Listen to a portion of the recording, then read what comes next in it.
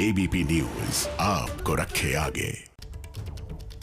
तो नया साल आते ही देश में बड़ी खुशखबरी आप सबके लिए, हम सब के लिए आई है। जो कोरोना 2019 से लेकर 2020 के आखिर तक पूरी दुनिया में तबाही मचाता रहा, अब उसका आखिरी वक्त आ गया है। भारत भी ब्रिटेन और अमेरिका की लीग में शामिल हो ही गया और पहली स्वदेशी कोवैक्सीन को आज कल अनुमति मिल गई।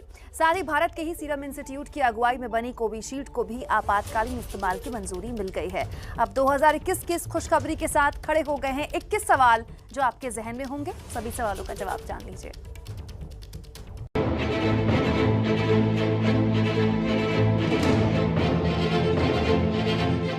दो 2021 की खुशखबरी और खुशखबरी के साथ 21 सवाल।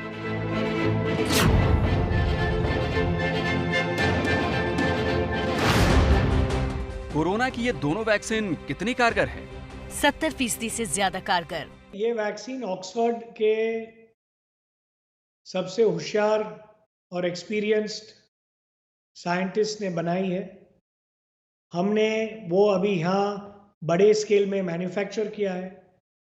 पूरी सेफ्टी 20-30 हज़ार लोगों में पूरी दुनिया में वैक्सीन देके हमें कंक्लूजन और डेटा मिला है। ड्रग कंट्रोलर ऑफ इंडिया ने बहुत एनालिसिस किया है। यूके MHRA और गवर्नमेंट ने अप्रूव किया है। तो जितनी सेफ्टी हो सकती है हमने वो किया है। क्या वैक्सीन का कोई साइड इफेक्ट है? नहीं, अब तक चूहे से लेकर बंदर और चिंपांजी जैसे प्राइमेट्स और इंसानों पर किए गए ट्रायल में ऐसा कोई साइड इफेक्ट नहीं पाया गया। 90% of the side effects go away, पहले 48 घंटे में वो चले जाते हैं।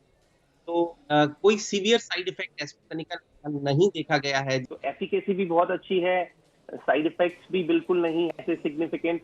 इट्स एन एक्सीलेंट ऑप्शन और कॉस्ट भी अच्छी है और प्रैक्टिकल ऑप्शन है भारत के लिए। वैक्सीन का असर कितने दिन तक? साफ नहीं, अलग अलग कंपनियों के अलग अलग दावे।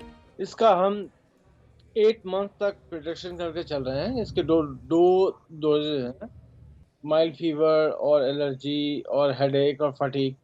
ये एक्चुअली किसी भी वैक्सीन का एक नेचुरल प्रोसेस होता है। कोई भी वैक्सीन हम जब डालते हैं, चाहे वो BCG हो चाहे DPT हो, तो ये साइड इफेक्ट हमें, मतलब साइड इफेक्ट नहीं, ये एक नेचुरल रिएक्शन होता है जो दिखता है। वैक्सीन के कितने डोज जरूरी? 2 डोज से लेकर 3 डोज तक। जो डेटा अभी यूके से आ रहा है कि आप जो 2, 2.5 महीने, 3 महीने के बाद जो सेकेंड डोज लिया, तो ये बहुत अच्छी बात है क्योंकि उसमें वो एफिकेसी का रिजल्ट 90% तक आता है।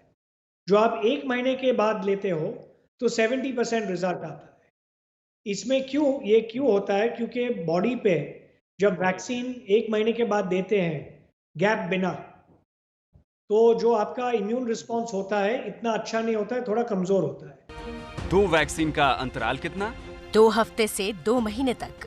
वैक्सीन के पूरे इफेक्ट के स्टार्ट होने के लिए आपको कम से कम 1.5-2 महीने का समय लगेगा। इसका मतलब ये है कि अगर आज भी वैक्सीन स्टार्ट होती है तो आप 2 महीने तक बिल्कुल ये ना सोचें कि आप इम्यून हो चुके हैं। क्या अंतराल के दौरान कोरोना संक्रमण संभव है? हाँ, पूरी इम्यूनिटी डोज पूरी होने पर ही। हाल ही में हरियाणा के स्वास्थ्य मंत्री को वैक्सीन ट्रायल की पहली डोज लगी थी, लेकिन इसके बावजूद दूसरी डोज लगने से पहले वो कोरोना संक्रमित हो गए। ऐसा है कि जब हम पहली डोज देते हैं तो कुछ ना कुछ इम्यूनिटी उसके द्वारा भी आती है, पार्शियल इम्यूनिटी वहाँ भी आप अचीव करते हैं, लेकिन कंप्लीट इम्यूनिटी नहीं आती। तो ऐसी स्थिति में अगर आप उस वायरस के संपर्क में आते हैं तो संक्रमण होने की संभावनाएं रहती हैं। और जैसा कि अभी ट्रायल्स में बोला गया है कि जब आप 2 डोजेज ले लेते हैं, उसके 14 से 15 दिन के बाद आपको उतनी एंटीबॉडीज बन जाती है कि आप संक्रमण से सुरक्षित रहें। टीके की कीमत क्या होगी? कोवैक्सीन 100 रुपए प्रति डोज और कोविशील्ड 1000 रुपए प्रति डोज।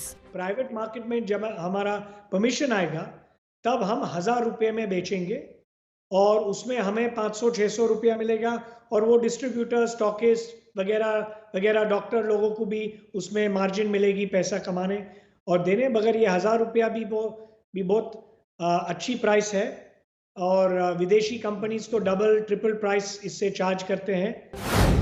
क्या टीका मुफ्त लगेगा?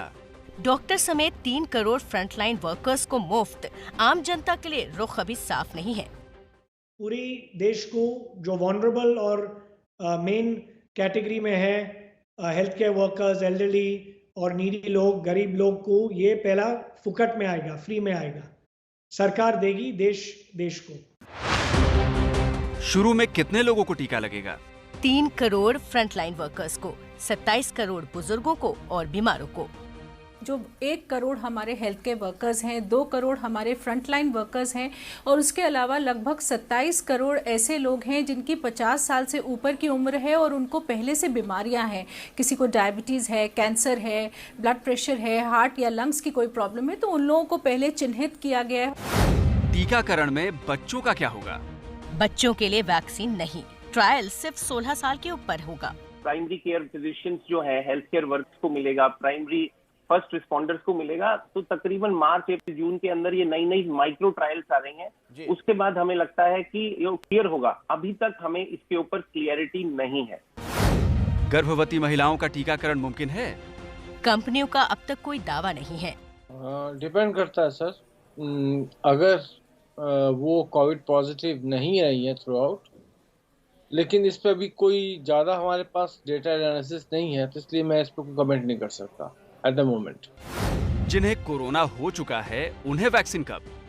जिन्हें कोई गंभीर बीमारी है उन्हें जल्द वैक्सीन, पुराने लेकिन स्वस्थ संक्रमितों को आखिर में वैक्सीन। अभी तक जो डेटा है, जो कोरोना सही हो चुके हैं, अभी तक जो डेटा है उसमें 7 to 8 मंथ तक ये एंटीबॉडीज प्रेजेंट हैं।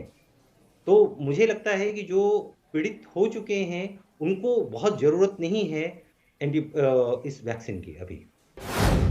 क्या देसी और विदेशी वैक्सीन में फर्क है? तकनीक का फर्क, असर करीबन एक जैसे का दावा है। अभी तक सेफ्टी डाटा हमारे पास बहुत अच्छा है, एफिकेसी भी बहुत अच्छी है। अगर आप एस्ट्रेजेनेका पे जाइए तो एक चिंपांजी का एडिनो वायरस यूज करके हमने जेनेटिक कोड आपके डीएनए को के अंदर इंटीग्रेट किया और उसे मल्टीप्लाई किया है। लेकिन जो भारत बायोटेक का मैकेनिज्म है वो एक डेड वायरस का मैकेनिज्म है, जो कि हमने कई वैक्सीन में देखा है, जैसे टेटनस की वैक्सीन में देखा है, हेपेटाइटिस की वैक्सीन में देखा है, और आज से नहीं कई डेकेड से देखा है। वैक्सीन के बाद सावधानी बरतनी क्या जरूरी है? मास्क, सैनिटाइजेशन, सोशल डिस्टेंसिंग जारी रहेंगे। पहली डोज से भी अच्छा प्रोटेक्शन मिलेगा 1 महीने के बाद, मगर 2 महीने के बाद भी जब पूरा कोर्स हो गया, फिर भी मैं ये रिक्वेस्ट करता हूं आपके व्यूअर्स से, सब लोगों से जो ये प्रोग्राम देख रहे हैं, कि आप मास्क पहना कीजिए और प्रिकॉशंस लेते रहिए, क्योंकि जो लोग वैक्सीन भी लेते हैं ऐसे भी कुछ केसेस होते हैं, हमने देखे हैं, जो इन्फेक्ट हो सकते हैं और दूसरे लोगों को इन्फेक्ट हो सकता है। नए स्ट्रेन पर वैक्सीन कितनी कारगर होगी? मॉडर्ना का दावा पूरी तरह कारगर। मॉडर्ना ने बयान में कहा है, अब तक मौजूदा जानकारी के हिसाब से मॉडर्ना की वैक्सीन नए स्ट्रेन पर पूरी तरह कारगर है।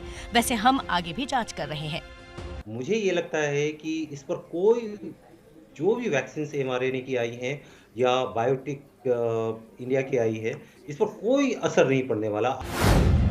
क्या खाने पीने में एहतियात बरतना जरूरी है? शराब को छोड़कर कोई रोक नहीं। स्पुतनिक 5 वैक्सीन लेने के लिए 2 हफ्ते पहले से वैक्सीन लेने के 42 दिन बाद तक परहेज। बाकी कंपनियों का दावा, शराब पीने से इम्यूनिटी घटती है, इसीलिए परहेज जरूरी। 2 डोज है, हमें 2 डोज के बाद भी 2 हफ्ते तक वो सारे जो नॉन फार्मास्यूटिकल इंटरवेंशन है, क्यों उनको फॉलो करना पड़ेगा, मास्क पहनना पड़ेगा, सारे जो प्रिवेंशन के मेजर्स थे अभी तक उनको फॉलो करना पड़ेगा। भारत में वैक्सीनेशन के इंतजाम कैसे हैं? तैयारी पूरी है, ड्राई रन जारी है। तो हमारे पास सिस्टम है और आपने देखा अभी ड्राई रन हुए हैं वैक्सीन के लिए, क्योंकि ये इमरजेंसी यूसेज है तो ये डॉक्टर्स की निगरानी में होना चाहिए, और अगर किसी को एलर्जी है कुछ है उसका क्या ध्यान दिया जाएगा, कैसे देखा जाएगा, ये सब चीज़ें। और इस वैक्सीन के साथ साथ सरकार ने एक ऐसा इंतज़ाम भी किया है कि हम पेशेंट्स को अच्छी तरह से फॉलो कर सकें, उनका डिजिटल रिकॉर्ड रखें। भारत में पूरे वैक्सीनेशन में कितना वक्त लगेगा? वैक्सीनेशन शुरू होने के 2 से 3 साल तक। तो अभी हम देख ही रहे हैं कि साल के अंत तक आप ये मान के चलिए कि हम लगभग 80 करोड़ लोगों को ये वैक्सीन दे चुके होंगे, क्योंकि अभी सरकार अपनी तरफ से वितरण कर रही है, लेकिन आने वाले समय में मार्केट में भी ये वैक्सीन अवेलेबल होगी। क्या वैक्सीनेशन शुरू होने के बाद संक्रमण में कमी आएगी? जितने लोगों का टीकाकरण उतने कम केस आएंगे। 15 से 20% लोगों को वैक्सीनेशन हो जाएगा। एक सिग्निफिकेंट ड्रॉप दिखना चाहिए। ऑल्दो हर्ड इम्यूनिटी के लिए 60 to 70% या तो लोग इन्फेक्शन के थ्रू गुजरे या उन्हें वैक्सीनेशन हो। क्या हर साल लगानी होगी वैक्सीन? इम्यूनिटी का डेटा आने पर ये साफ होगा। ये तो हमें अभी मालूम नहीं है कि कब तक ये चालू रखना चाहिए, कि हर साल करनी चाहिए। लेकिन अगर हर साल करनी चाहिए वो तो अलग बात है, क्योंकि उसमें इतना दिक्कत नहीं होगी। वो तो स्टैंडर्ड इंक्रीमेंटल तरीके से करते जाते रहेंगे। क्या कोरोना वैक्सीन में नपुंसकता संभव है? बिल्कुल नहीं, पूरी तरह निराधार। इससे ज्यादा वैक्सीन कुछ भी नहीं करती है, केवल इम्यूनिटी बिल्डअप करना ही वैक्सीन का कार्य है। उसके बाद वो शरीर के बाकी अंगों पर कोई प्रभाव नहीं डालती है, और इसलिए ये बात बहुत ही बेबुनियादी है कि वैक्सीन हमें नपुंसक बना सकती है। 2021 के इन 21 सवालों में शायद आपके भी सवाल हो, और उम्मीद है कि उनका जवाब आपको मिल गया होगा।